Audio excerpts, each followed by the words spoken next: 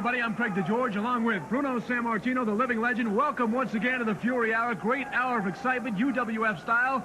And boy, do we have a big match to talk about. First of all, the tag team, the Power Twins, against a very new tag team. We've seen them before, but never together, and that is Wet and Wild, Bruno. Wet and Wild. Well, these two young guys, there's no question about it. They're very, very exciting. But I'll tell you what, the Power, these two guys, they're awesome. They're big, they're tough, they're vicious.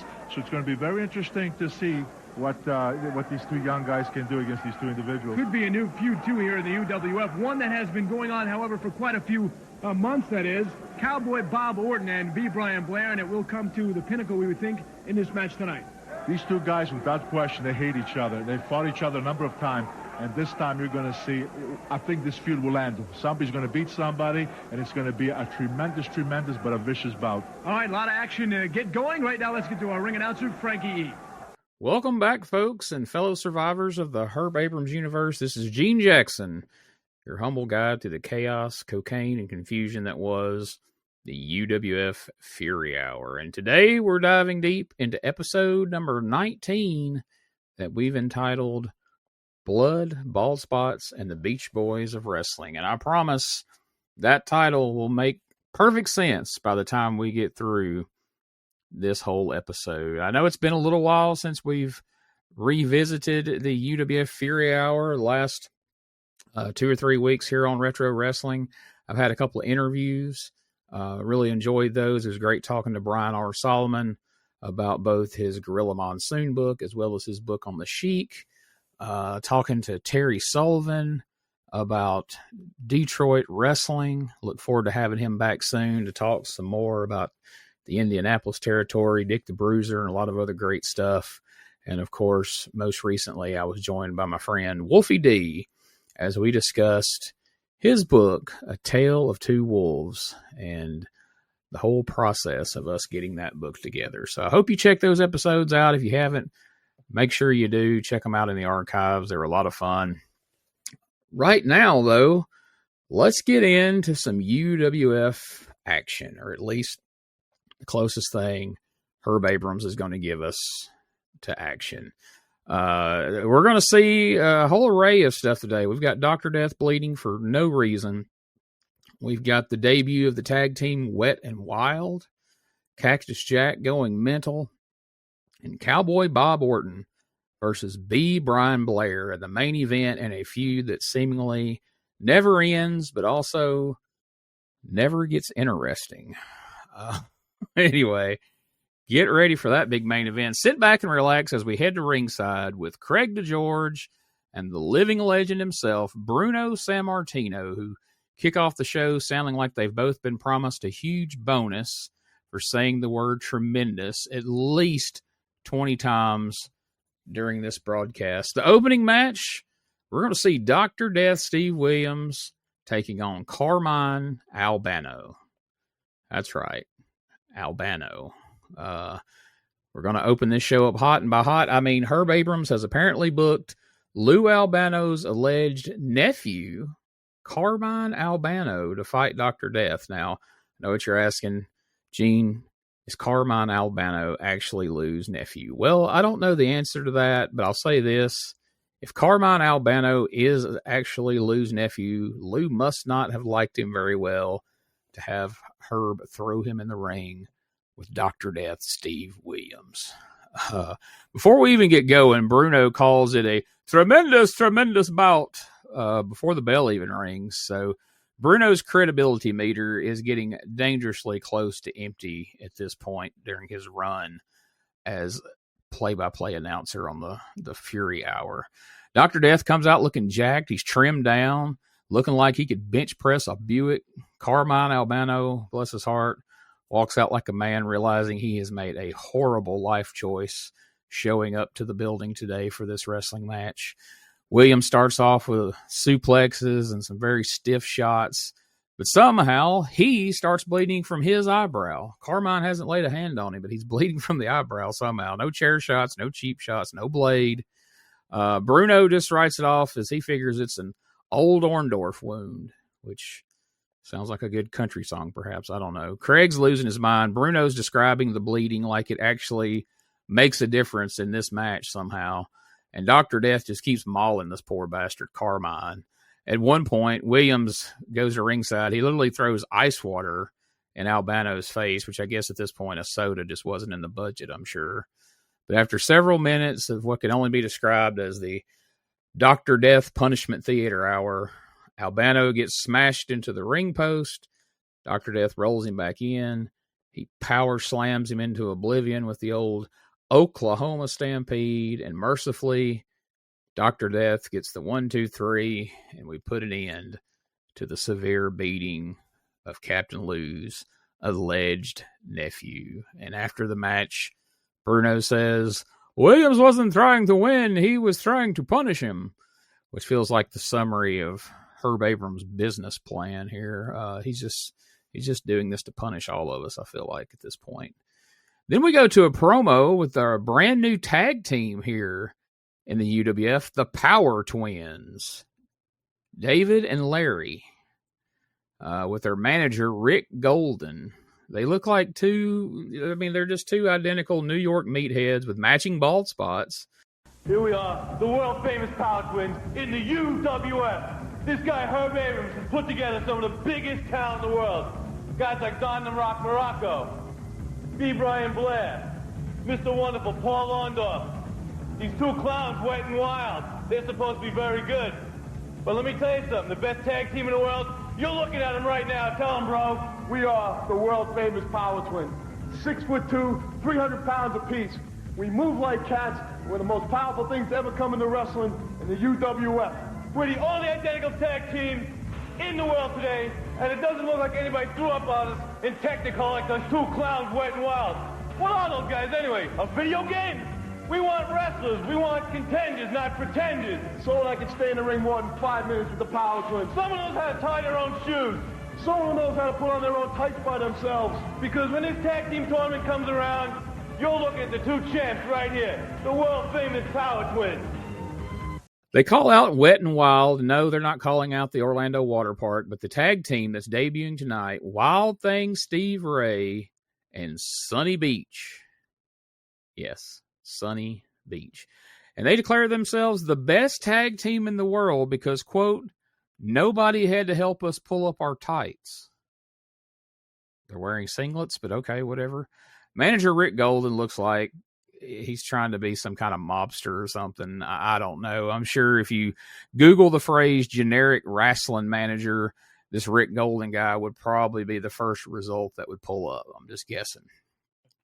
But we'll go to match number 2 of the day, and it's going to be these two tag teams squaring off. I mean, yeah, we could have these two teams wrestle some underneath guys and kind of build up to this big tag team match, but no.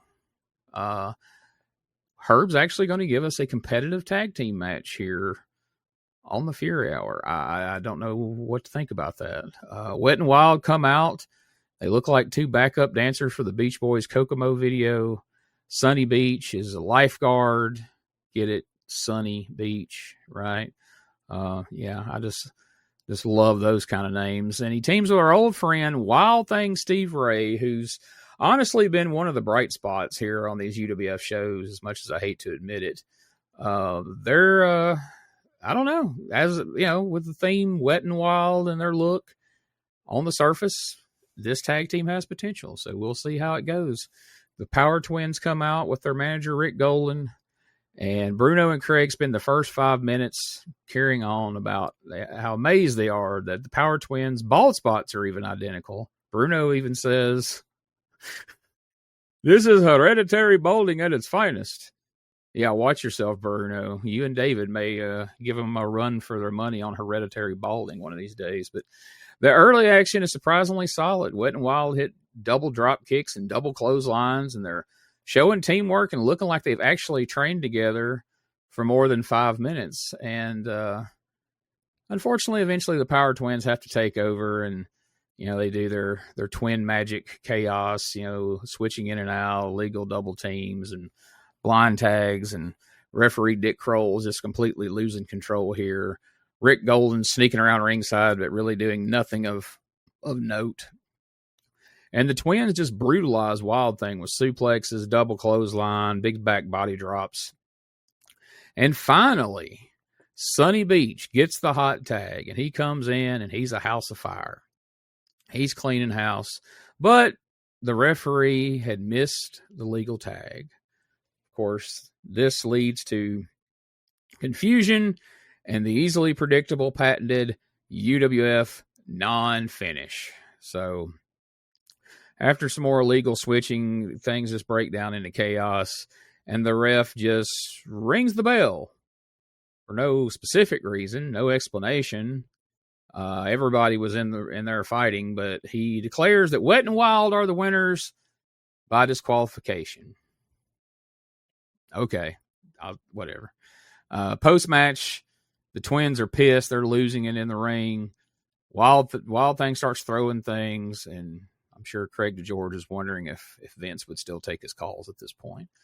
Herb Abrams shows up at ringside screaming at the wrestlers, as he tends to do here, since they finally got him out from behind the commentary table in favor of Craig DeGeorge.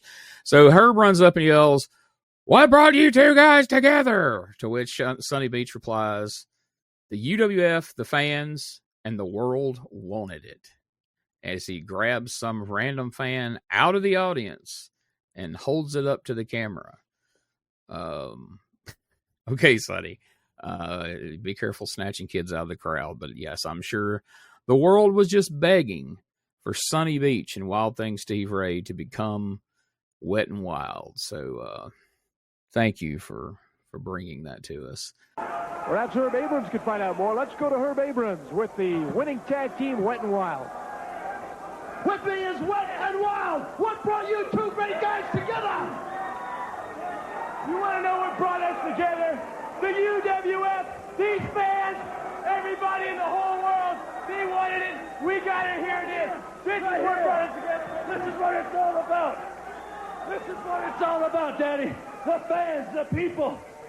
Now it's time to go to Captain's Corner. Yes, our weekly, I don't even know what to call it at this point. Like, these things are so awkward and pointless and just bizarre. But this may be, and I know this is saying a lot. I know if you've been listening to these shows, God love you. If you've listened to all of them, you're thinking, now wait a minute, Gene, how can this be the weirdest one? Well, Captain Lou welcomes his guest Cactus Jack to the corner, and this is just a gem of just pure UWF weirdness that only Captain Lou can bring. Starts out with Captain Lou telling Cactus he's a strange individual, and Cactus just immediately goes unhinged, and he says, "You may be the jolly fat man, Captain Lou, but you're wearing really thin on my patience." And then Cactus proceeds to just start rattling off all of Captain Lou's old tired ass ridiculous sayings that he says every week. Cactus starts saying them to him. The brain of a dehydrated BB, put my brain in a bird and it'll fly backwards, and all this silly shit that Captain Lou has said for years. And he says it every week on Captain's Corner. Well, now Cactus Jack is saying it to him, and Lou doesn't really know what to do in this situation because all his lines are being used, and what's it leave him to say? So he's trying to hold it together. He's asking Cactus about his violent tendencies, and Cactus is just rocking back and forth, and he is actually managing to out-weird Captain Lou Albano, which we're going to call this the closest thing we've seen to a victory here on UWF, and especially here in Captain's Corner. It's peak Mick Foley before his ECW run, where people really started to take notice of his promos and realize the depth of Cactus Jack beyond just the character we saw in the ring in WCW. He's got the crazy eyes, the intensity, he's totally committed to this. And in this instance, he out-weirded Captain Lou. And I guess on some level that is something to be proud of on some level. I don't know. Anyway, it just goes to prove that you put Foley in any situation and he'll make it work. And that's something that hasn't happened much here in Captain's Corner. Very few of these things have worked. Yes, wrestling fans, back again this week with the Captain's Corner. It's Captain Lou Albano. Normally in professional wrestling, we do have some conformity, but this is one man that goes against everything in professional wrestling. He's a strange individual. Here he is, Cactus Jack. Captain, every time I come out here, you got something else to say. You may be the jolly fat man on the captain's corner, Captain, but you're wearing real thin on my patience. Every time it's something else. I've got the brain of a dehydrated BB. Get your laugh, Captain, get your laugh. Dehydrated BB. You put my brain in a bird, it flies backward. Get your laugh, Lou, get your laugh. Well, that's the last time. Because I ain't making jokes out here on this camera to put you over. No. Captain, if you want to giggle, do it somewhere else. Well, it's not all about giggling. What it is, I just call him as I see him. I watch you in that ring. I use the methods that you use, the way you conduct yourself, and to me, you seem a little bit off. You seem a little bit schizophrenic. I don't know, homicidal, suicidal. I don't know what to call it. But you definitely need psychiatric care. I feel in my book. You ought to check with Dr. Rodney Bafufnik or Sid Greenleaf, either one. Go ahead. Do I get the job done? You may get the job done, but it's how you get the job done. When I walk out to the arena, Captain, you're the only one giggling. Because other people, they have their mouths wide open. But it ain't in laughter, it's in awe. Because I can do things that ain't even been dreamed of before. And I can do them real well. Well, let me tell you this, Cactus Jack. No one has ever questioned your ability in the ring, but I do question the way you go about it. I do question that gaze look in your eyes. I do question the way you rock your head back and forth, and you seem to be up in the air and off balance. I do question how you conduct yourself as an individual. It's not kosher, it's not by the book, and I think there's something ironically wrong, and that is with you. Well, that's your job, Captain Lou, to ask those questions. That's your job. But it's not up to me to answer them. Why don't you ask my opponent in a heap of unconsciousness to answer your question? Because that's not what I'm here for. You just said it. Basically, we can't ask them after you're done with it. Basically, they can't even talk.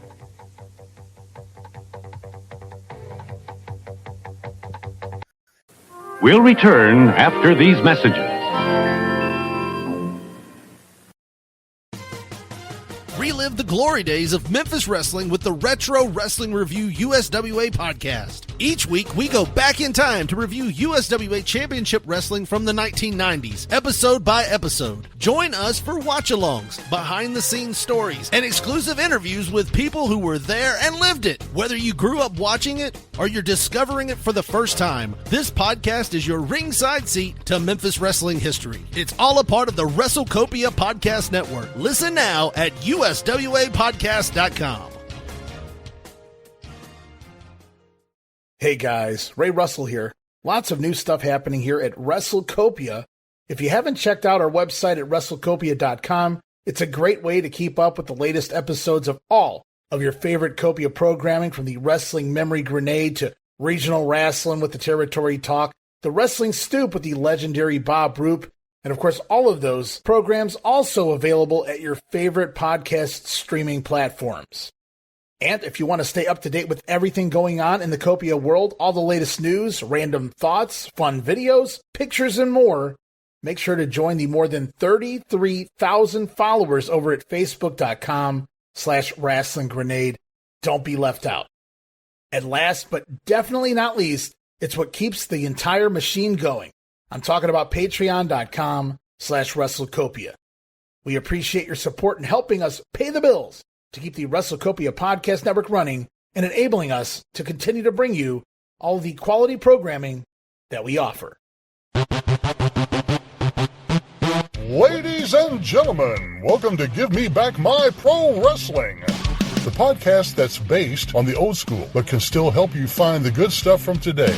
Jimmy Street and the Plastic Sheik, Jared, are the undisputed tag team champions of the wrestling podcast world. From thought-provoking topics to superstar interviews to action figure expertise, this team does it all. And all they ask is, give me back my pro wrestling.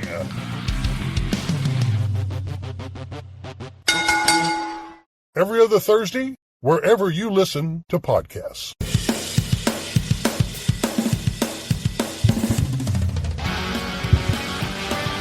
Tired of the same boring wrestling podcast? Need something with attitude, chaos, and maybe just a little cussing? That's STSpod.club, and we got it all covered. We've got wrestling weirdness with WTF News Desk, 5-minute time limit, and the Southern Fried brain of me, BT, during the whole ship. We also have rolling into Memphis every week about the current Memphis wrestling. Interviews, hot takes, and wrestling outrageousness so wild it might get you banned in 12 states. That's right, it's SDSpod.club or search all podcast catchers for Shooting the Shiznit, where wrestling podcasts grow chest hair. Not sure what that meant. Love my mama. Main event time. Yep. Cowboy Bob Orton with John Tolos. Oh boy. Taking on B. Brian Blair with Captain Lou Albano. It's the feud that will not die, even if the crowd response died a long time ago. Blair and Orton are they're ready to go at it again. They got their respective managers out there. Commentary continues to remind us that Blair's valet, Honey, is still at home recovering from a concussion that Orton gave her at this point weeks ago, because apparently Herb thought domestic battery as an angle would make for some really good television. The first half of the match is actually shockingly technical, because nothing sells a blood feud for revenge on your injured wife like fireman's carries, takedowns, and arm drags. And Bruno's thrilled, saying, I haven't seen any real tough tactics yet, Craig.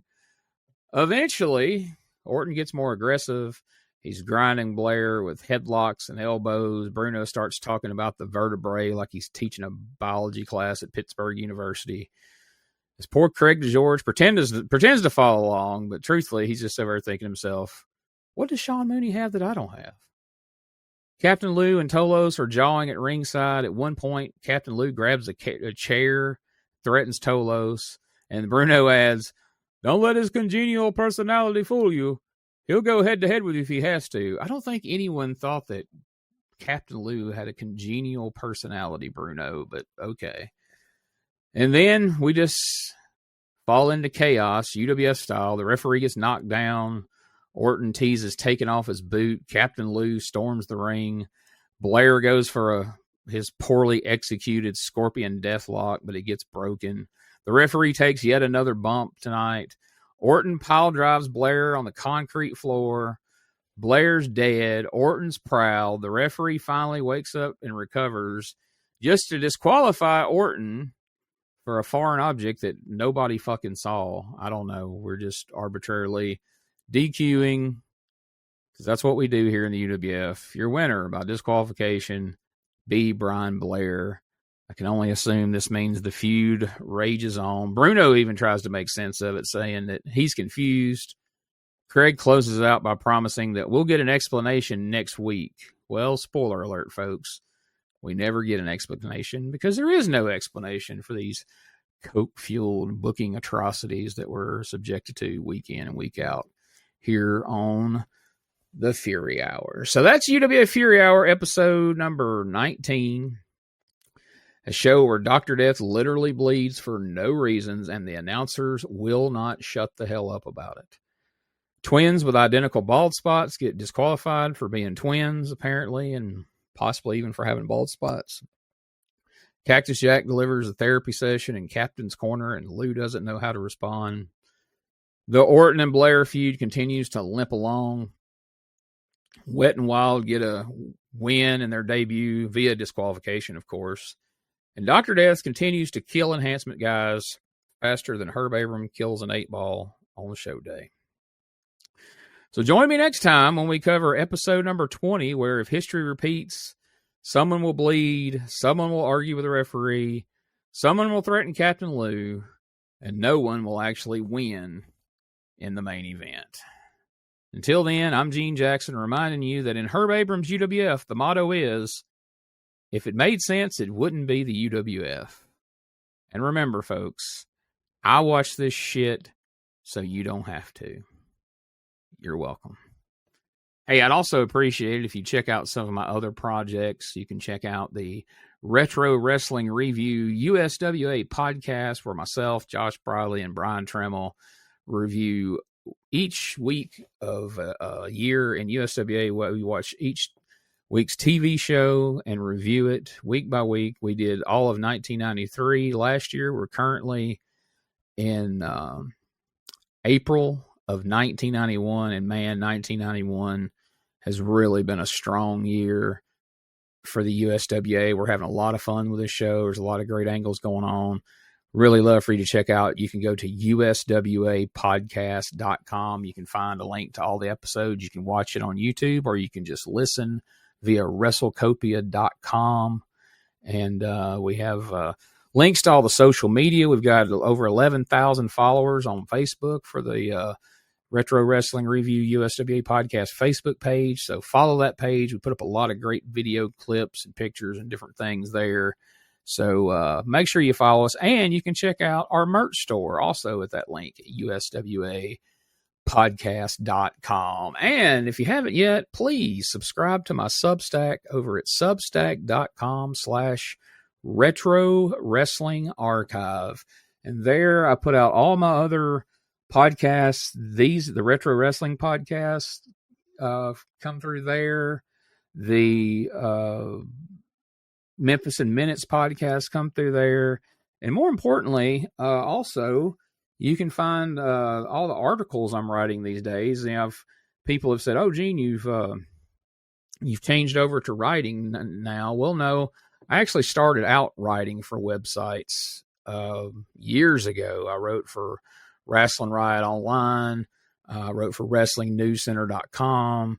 And that's actually how I got started, was writing articles on pro wrestling, and then eventually moved into the podcast world. I was one of the first wrestling podcasts out there back in the day, back in around 2007.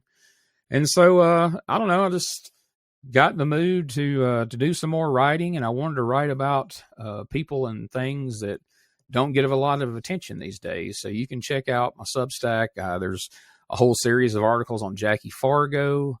I did one on the original wrestling manager himself, Bobby Davis. Did one on Norvell Austin. Most recently one released was one on Don Carson. So check those out. Let me know what you think. I'll be putting out one or two of those a week, plus all the podcasts there. So if you want to just subscribe, substack.com/retro wrestling archive. That is where all the audio versions of the podcast will be released. You can catch the video versions on YouTube. Of course, there is no video version of the Fury Cast, but for all the others, you can check out my YouTube channel, youtube.com/@retro wrestling archive. There are over 3,000 wrestling videos there, old territory stuff, podcast, you name it. If it's old school wrestling, retro wrestling related, you can find it on the YouTube channel, and we're adding new stuff each and every day. Make sure you subscribe. You don't want to miss out.